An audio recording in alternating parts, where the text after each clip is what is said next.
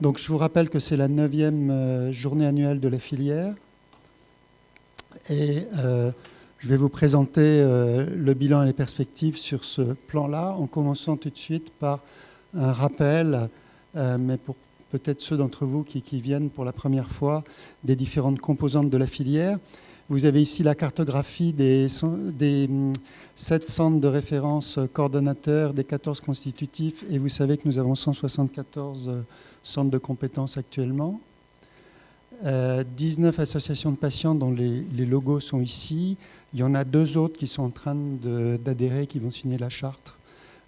Donc c'est un nombre qui continue à augmenter, c'est une très bonne chose. Vous savez que nous avons 18 laboratoires de recherche qui sont membres de Firendo, et puis 64 laboratoires de diagnostic, avec comme dans beaucoup de filières des laboratoires de diagnostic génétique, mais une spécificité de Firendo, c'est que nous avons aussi un grand nombre de laboratoires d'hormonologie, de diagnostic hormonal. Donc la relabellisation, comment on peut se projeter dans l'avenir. Donc je ne vais pas vous représenter la cartographie que Vincent Vauchel vous a très bien présentée avec un regard extérieur et qui est d'ailleurs très précis et exact. Je veux simplement rappeler, pour ceux d'entre vous qui n'auraient pas été directement impliqués dans le process, le cheminement pour sélectionner les dossiers qui ont été déposés. Lors de cette réunion il y a un an, j'avais annoncé qu'il fallait dès maintenant réfléchir au dépôt de dossiers de labellisation et que ça soit discuté à chaque réunion du bureau, 2 réunions par an, et du collège, 2 réunions par an. Donc nous avons eu 4 réunions entre décembre 2021 et juillet 2022 pour discuter des différents projets et harmoniser l'ensemble. Et puis il y a eu, lorsque chaque centre coordonnateur, sur les conseils qui avaient été donnés, a rédigé son dossier pour présenter l'ensemble de son réseau, une réunion extraordinaire du collège un petit peu avant la date limite de dépôt des dossiers pour donner l'avis de la filière.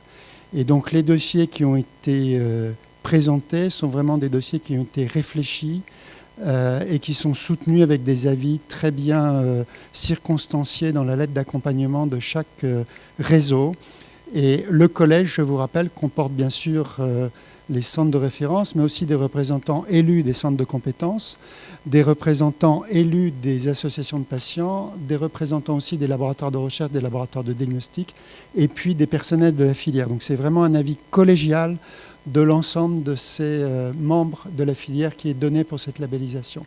Donc il y a un fort soutien des dossiers qui sont déposés par la filière. Et nous avons fait un gros travail d'organisation en amont. Donc, quelle est la cartographie maintenant, si je représente, mais un petit peu différemment, parce que là, je vais parler des noms des coordonnateurs que l'on peut attendre avec les dossiers déposés pour la labellisation. Et je veux surtout insister sur ce qui est en violet, c'est-à-dire les changements. Le centre thyroïde reste un petit peu sur le même périmètre. Le centre croissance va changer de coordonnateur, puisque Julien Léger passe la main à Jean-Claude Carrel pour la relabellisation. Le centre pathologie gynécologique rare reste un petit peu sur le même périmètre avec le même coordonnateur. La même chose pour Prisis. Je vous rappelle que Prisis, c'est un centre qui avait été créé lors de la dernière labellisation, un centre coordonnateur avec la même réflexion que celle que nous avons depuis le début en fait, de l'existence de la filière, c'est la nécessité d'intégrer des pathologies, des groupes de pathologies qui n'étaient pas pris en charge par aucun centre de référence, que ce soit bien sûr dans la filière, mais même en dehors de la filière. Et nous avions historiquement identifié 3 groupes de pathologies, les pathologies de l'insuline, les pathologies des lipides et l'infertilité masculine. Donc les pathologies de l'insuline, ça a été réglé lors de la dernière labellisation. Et puis les dyslipidémies rares, ça, j'espère, le sera avec le dossier déposé par Sophie Béliard de Marseille cette année. Et pour l'infertilité masculine, parce que lorsque nous proposons des nouveaux centres, nous regardons d'abord la cartographie et la possibilité ou non d'intégrer ces pathologies-là dans des centres existants. Infertilité masculine, il a paru plus judicieux de les intégrer dans le centre d'Evgen, où il y avait un recoupement partiel, à partir du moment où on ne parlait bien sûr que des infertilités masculines rares. Parce que ça, c'est une grande difficulté sur les infertilités masculines en général, c'est qu'on tombe vite aussi dans des pathologies fréquentes, et la filière, bien sûr, ne s'intéresse qu'aux maladies rares. Donc, vous voyez en violet, du coup, un changement au niveau du centre d'Evgen avec l'intégration de l'infertilité masculine. Mais il y a eu aussi un changement de coordonnateur, mais c'est plus qu'un changement de nom, puisque vous savez que Pierre Mourican coordonnait à Lyon ce réseau jusqu'à maintenant, et que Nicolas Calfa, qui était coordonnateur d'un centre constitutif à Montpellier, est lui le porteur de projet du nouveau réseau qui est proposé à la labellisation. Donc il y a à la fois un changement de périmètre et puis un changement quelque part de ville pour la coordination et de coordonnateur. Et puis ensuite, pour Hypophyse, coordonné par Thierry Bru, pas de changement à ce niveau-là. Pour Surrénal, que je coordonne non plus. Et puis en violet, un dernier centre, qui est le centre de référence anorexie mentale à début précoce, qui était un constitutif du centre Croissance à Robert Debré, et qui, pour des raisons à la fois médicales et scientifiques tout à fait légitimes, puisque c'est ce qui avait été envisagé dès le départ en 2017, a souhaité s'individualiser avec un réseau spécifique pour interagir mieux avec les partenaires prenant en charge ces pathologies qui ont aussi une composante psychiatrique, et puis les rendre plus visibles. Donc vous voyez qu'il y a deux noms de coordonnateurs qui changent, et je voudrais juste sur cette diapositive les remercier pour tout le travail qu'ils ont fait depuis le début de la filière. Alors Juliane Léger à Robert Debré, lorsque en 2013 est sorti l'appel d'offres filière, on a vraiment réfléchi beaucoup avec l'ensemble des centres de référence, et c'était une réflexion à deux pieds, pédiatre, adulte. Et on avait vraiment travaillé étroitement avec Juliane Léger, et notre souhait, c'était d'avoir une co-coordination. Et puis ça ne rentrait pas dans le format de l'appel d'offres, donc c'est pour ça qu'il y a un coordonnateur. Mais vraiment, Juliane, dans l'esprit, a toujours joué un rôle de co-coordinateur pédiatre et a apporté énormément à la filière. Elle a apporté bien au-delà de la filière à l'ensemble de l'endocrinologie pédiatrique, et en particulier dans les maladies rares. Et je souligne là que ça a été reconnu cette année au Congrès européen d'endocrinologie pédiatrique, où elle a reçu le prix Prader, qui est vraiment un prix qui reconnaît une carrière dédiée à l'endocrinopédiatrique, et en particulier ça a été souligné dans le domaine des maladies rares. Et puis Pierre Mourican, depuis le début, il a été très actif au niveau de Firando, au niveau du bureau de Firando, et sur les dernières années, il a pris en charge avec beaucoup d'énergie un dossier qui est particulièrement difficile, qui est la révision de la loi de bioéthique pour la prise en charge chirurgicale des enfants avec variation du développement génital. Et ça a été un dossier extrêmement difficile. Il y a eu des réunions organisées au ministère très régulièrement. Et c'est difficile pour nous, médecins académiques, parce qu'il y a une dimension juridique et une dimension politique et sociétale là-dedans qui échappe un petit peu à notre domaine de compétences et à nos comportements habituels. Et Pierre Mourican a très bien géré tout ça. Et je vous montrerai sur une diapositive suivante l'évolution de cette loi de bioéthique qui a une implication majeure pour notre filière. Donc on les remercie tous les deux, et sans leur action, la filière, fin 2022, aurait certainement eu un développement beaucoup moins harmonieux et important que le développement qu'il a pu avoir. Et j'ai aucun doute que leurs successeurs, Jean-Claude Carrel et Nicolas Calfa, vont reprendre le flambeau pour le bien de leur centre de référence et de la filière.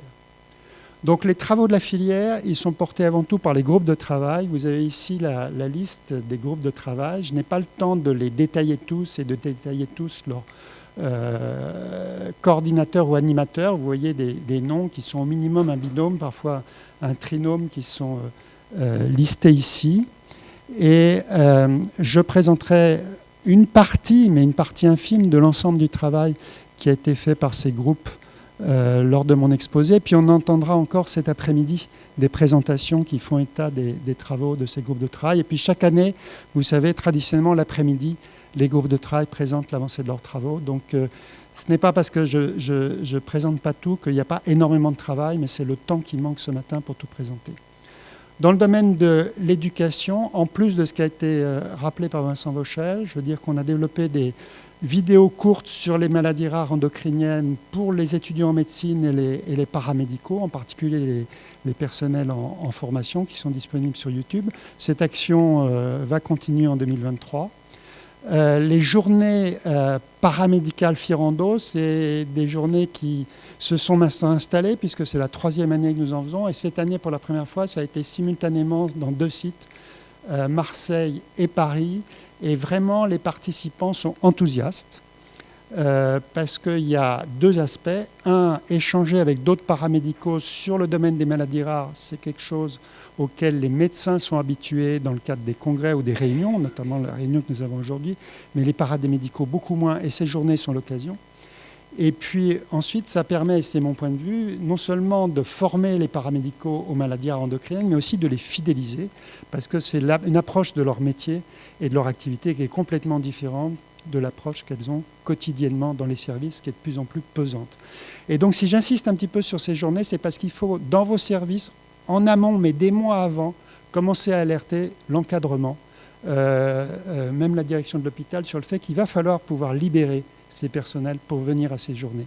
Et dans les contraintes hospitalières actuelles, c'est extrêmement difficile. Mais en revanche, lorsqu'on arrive à libérer ces personnels pour venir à ces journées, la satisfaction est telle que je pense que vraiment ça aide aussi à les fidéliser dans nos services pour la prise en charge des maladies rares endocriniennes. Donc c'est vraiment un effort important à faire pour tous nos centres. Dans le même état d'esprit de former les jeunes et de les attirer, de les fidéliser dans l'endocrinologie, nous avons lancé des bourses de voyage, soit pour des médecins ou des scientifiques en formation ou non encore statutaires, et puis surtout des paramédicaux pour participer à des congrès. Donc ça a permis de financer des gens sur tous les aspects de prise en charge, aussi bien d'inscription que de voyage et d'hébergement, pour le congrès européen d'endocrinologie, pour le congrès américain d'endocrinologie, pour le congrès européen de neuroendocrinologie, pour le congrès européen de pédiatrie endocrinienne, et puis pour le congrès de la Société française d'endocrinologie. Là encore, parlez-en à vos paramédicaux dans les services, parce que le nombre de demandes de bourse pour les paramédicaux est inférieur à nos possibilités, et ça c'est dommage. Et c'est un problème d'information, puis ensuite de pouvoir libérer les gens par rapport au planning des services. Donc c'est vraiment un travail à avoir avec vos cadres et votre direction très en amont, en sachant que tout est pris en charge, donc il y a 0 coût ensuite pour les services et pour les hôpitaux. Donc bien évidemment, ça va être renouvelé. L'information est sur le site internet de la filière. Donc allez la chercher, puis surtout discutez-en avec vos cadres et vos personnels dans vos services. On a parlé des PNDS, donc je ne vais pas revenir dessus, mais je voudrais simplement mentionner sur cette diapositive quelque chose qui, à mon avis, est très important pour la visibilité internationale des activités de la filière. Dans l'endo-RN, quand on a commencé à lister les guidelines qui existaient pour les maladies rares endocriniennes, moi je suis arrivé en bombant le torse, oui, en France ça fait des années qu'on a des centres de référence et qu'on fait des PNDS, donc les gars, on est en avance. Et puis ils ont fait PubMed et ils m'ont dit ouais, toi, je ne sais pas de quoi tu parles parce qu'on n'a rien vu dans la littérature sur des guidelines français. Et en fait, c'est tout simplement parce que les PNDS, ils sont en français et sur le site de l'HAS, donc ils n'ont aucune visibilité internationale. Donc là, il y a un effort qui a été fait par les centres de référence et puis par la filière et les journaux. C'était aussi une action conjointe avec la SFE de traduire les PNDS et de les publier dans des revues qui sont bien sûr citées dans PubMed et qui sont accessibles à l'international. Et là, vous voyez, on a 8 PNDS qui ont été publiés, qui vont être publiés en anglais. Donc là, une visibilité au niveau européen. BNDMR et impasse diagnostique. Donc vous connaissez tous, bien sûr, la BNDMR. Elle a joué un rôle majeur dans la labellisation en cours. Donc du coup, je pense que les saisies qui étaient déjà très importantes au niveau des centres de Firando sont maintenant faites de façon très correcte. Vous savez qu'historiquement, on avait un certain nombre de personnels recrutés sur la filière pour aider notamment la saisie dans les centres de compétences. Puis cette action, c'était un petit peu réduite pour des raisons d'orientation qui nous étaient données par le ministère. Et puis les orientations changeant, et notamment sur la question majeure de l'impasse diagnostique, nous avons reconstitué un pool maintenant d'ARC, principalement en région, dans des villes où il n'y a pas de centre de référence, pour aider à la saisie dans la BNDMR et participer à l'action majeure du plan maladies rares qui est l'impasse diagnostic. Donc si on fait sur une diapositive très synthétique le bilan des personnels actuellement en place et salariés de Firando, vous avez tout d'abord des personnels qui sont temps plein, qui sont moitié sur la base nationale maladies rares et moitié sur d'autres actions de la filière. Donc à Reims, à Bordeaux.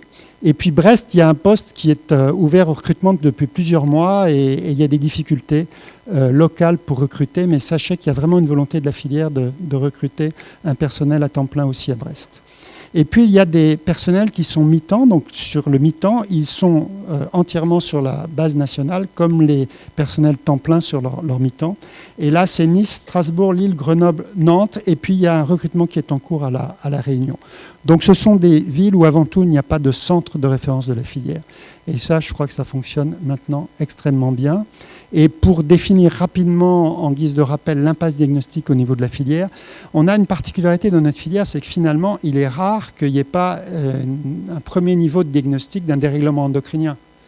Et donc, l'impasse diagnostique conçue dans le sens un patient arrive, il a des symptômes, personne n'est capable de mettre un début d'étiquette sur son diagnostic, n'existe pas dans notre filière. Ou s'il existe, c'est des patients qui ne sont pas arrivés encore dans la filière. Aucun médecin n'a pensé à faire un dosage hormonal, donc ils n'arrivent pas dans notre filière. Par contre, on a des patients pour lesquels on n'a pas le diagnostic étiologique, et en particulier dans le cadre de pathologies qu'on pense pouvoir être d'origine génétique, et pour lesquelles le gène, chez ce patient donné, n'est pas identifié. Et donc c'est ça l'impasse diagnostique dans notre filière, et finalement ça recoupe énormément les pré-indications de France Médecine Génomique. Donc ça permet de faire une transition avec cette diapositive que je dois à Anne-Paul Jiménez-Recoplo, qui a fait le bilan au niveau du congrès de la Société française d'endocrinologie, donc en octobre dernier, des pré-indications de France Médecine Génomique pour notre filière.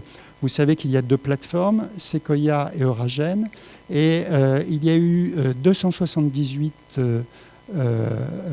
prescriptions, c'est-à-dire cas index, on peut dire, qui ont été passées sur la plateforme. 72 dossiers ont été rendus, c'est-à-dire un taux de 30%. Donc il y a encore un certain nombre de dossiers qui sont en cours de lecture. Les résultats, soit en termes de nombre de patients inclus, soit en termes de rendu de résultats, et puis si on rentre dans les détails, mais on n'aura pas le temps, de services rendus pour le patient, c'est-à-dire de pourcentage d'anomalies identifiées, est variable d'une préindication à l'autre. Si j'en parle aujourd'hui, c'est pour que vous ayez tous conscience de l'existence de ces préindications. Il y a des RCP nationales pour chacune.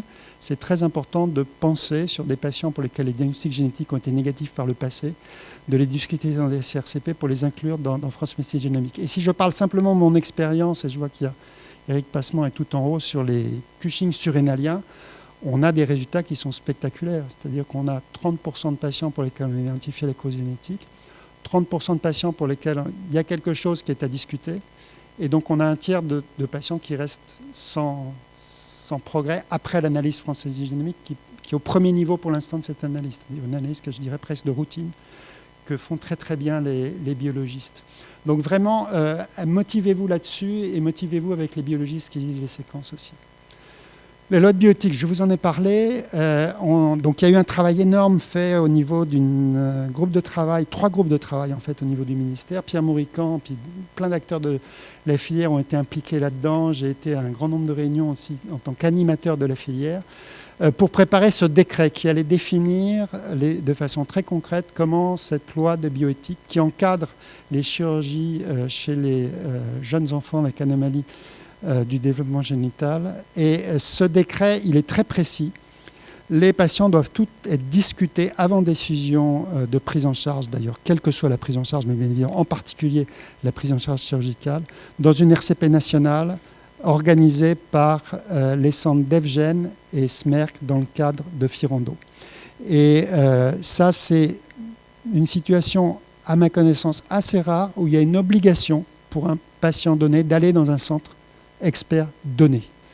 Et même s'il y a des recommandations d'une façon générale, que ce soit dans le cancer ou dans les maladies rares, il y a très rarement une obligation. Et là, il y a une obligation, ce qui veut dire aussi, du point de vue de la filière, qu'il y a une obligation à mettre en place tous les outils pour ça. Et il y a une obligation aussi à monitorer ce qui se passe. Parce qu'il doit y avoir un rapport fait au Parlement Un an, si je ne me trompe pas, Maria, après la publication du décret. Donc le compte à rebours, il a commencé il y a 15 jours. Donc Maria commence à avoir des sueurs. Parce qu'on doit, au bout d'un an, être capable de donner des chiffres sur la prise en charge dans l'ensemble des centres de la filière de ces enfants avec anomalie du développement génital, et notamment des chiffres par rapport aux interventions chirurgicales. Donc on a une mission avec un financement fléché par la DGOS qui nous permet de recruter un ARC. Et donc l'ARC est en cours de recrutement. Une fois qu'il sera recruté, il va aller dans les centres d'Evgen et SMER qui sont impliqués dans la prise en charge de ces patients. Et ça sera très important de l'accueillir pour voir l'adéquation entre ce qui est dans la BNDMR et la pratique, de façon à ce qu'on puisse donner des chiffres au niveau du Parlement. Et c'est quelque chose qui va être regardé de très près aussi par le monde associatif, qui a joué un rôle majeur dans cette loi de bioéthique. Donc on se doit vraiment d'être au rendez-vous sur ce rapport et ces données chiffrées. La recherche, donc le colloque recherche qui a eu lieu hier, c'est un succès de plus. C'est le 6e organisé par la filière, 5 qui était une journée entière dédiée, donc le 5e de ce point de vue-là. Et ça a été un grand succès hier. Nicolas Deroux, qui est là-haut, l'a organisé avec Antoine Martinez, que j'ai vu tout à l'heure, et Anne-Paul Jiménez, qui ne pouvait pas venir parce que, pour des raisons médicales. Et l'an prochain, on attend de nouveau un grand succès. Donc, je vous rappelle que ce colloque, maintenant, il est organisé la veille de la journée annuelle. Et a priori, comme c'est un format qui est bien identifié, qui marche bien, on va continuer comme ça. Pour promouvoir la recherche, et là aussi former, fidéliser les jeunes chercheurs et médecins, nous avons lancé cette année des bourses pour des projets de recherche dédiés aux maladies rares de la filière, des bourses de master, des bourses de thèse. Il y a un process qui est bien défini. Le collège de la filière a une réunion exceptionnelle, là, un petit peu comme pour les labellisations, classe les dossiers, et le résultat, c'est que nous avons pu attribuer une bourse de thèse et 2 bourses de master. Cette année, nos finances étant assez favorables à ça. Et donc, c'est une action que nous voulons, bien sûr, reconduire l'an prochain, qu'on essaye aussi de coordonner un petit peu avec les sociétés savantes. Je finirai par l'Europe. Donc on en a parlé un petit peu. On a maintenant une cartographie et c'est une bonne chose, puisque vous savez qu'il y a eu une première labellisation des ERN, donc endo-ERN pour nous en 2017, puis une deuxième il y a 2 ans. Et à l'issue de la deuxième, nous avons pu maintenant intégrer, si on parle uniquement de réseau, tous nos centres de référence coordonnateurs dans le cadre de l'endo-ERN. Donc tous nos centres, ce qui n'était pas le cas lors de la labellisation initiale, sont intégrés. Maintenant, ce que je pense beaucoup n'ont pas réalisé, c'est que ça fait 5 ans que l'endo-ERN existe. Et donc on arrive à 5 ans à la période d'évaluation. Et il y a un process qui débute. Il y a une réunion le 12 décembre en web, conférence organisée par l'endo-ERN pour expliquer le mode d'emploi. Et le rapport, il est pour le 30 janvier 2023, hein, pas 2024, 2023. Donc il est pour demain.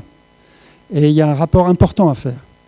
Et je redoute que beaucoup n'ont pas ouvert les mails pour voir ce qu'il fallait faire comme travail. Donc je vous incite vraiment à, si vous coordonnez un HCP, donc c'est là où Marie-Christine va peut-être finalement être bien contente de ne pas être officiellement dans l'endo-ERN. Si vous coordonnez un HCP qui est dans l'endo-ERN, allez regarder le mode d'emploi, l'auto-questionnaire pour commencer. Ensuite, il va y avoir, après analyse des auto-questionnaires, par un comité de suivi européen, soit un tirage au sort, soit en fonction des analyses des dossiers, un certain nombre de dossiers qui vont être audités, soit en ligne, soit sur place. Et c'est des process qui sont extrêmement rigoureux, hein, comme le monde européen peut parfois le faire. Donc j'attire votre attention là-dessus. On a un groupe de travail endo-ERN dans notre filière, donc je compte aussi sur ce groupe de travail pour aider les collègues là-dessus. Et je finirai sur cette diapositive de remerciements. Donc remercier bien sûr tous les coordonnateurs et animateurs des groupes de travail. Et là, les personnels de la filière. Donc j'ai déjà parlé des chargés de missions qui sont en région. Je voudrais aussi mentionner ici Kevin, qui est le chargé de mission recherche, qui travaille étroitement avec le groupe de travail recherche. Vous avez ici aussi Natacha Marpilla qui parlera cet après-midi, qui n'est pas vraiment un personnel de la filière, c'est une pharmacienne auto-entrepreneuse, mais vous entendrez ce qu'elle fait cet après-midi pour la filière, c'est une activité très importante. Et puis bien évidemment, je voudrais remercier l'action majeure depuis des années maintenant de Maria Givoni pour structurer et développer et suivre toutes les actions, et elles sont multiples, de la filière. Donc je m'arrêterai là avec juste un save the date pour l'an prochain. La date est déjà fixée. Le colloque recherche sera la veille. Et je répondrai à vos questions. On n'a malheureusement pas beaucoup de temps pour les questions. Mais s'il y a quelques questions brûlantes, j'y réponds volontiers. Après, rappelez-vous, on ira tous au restaurant à midi. On aura le temps de discuter aussi là.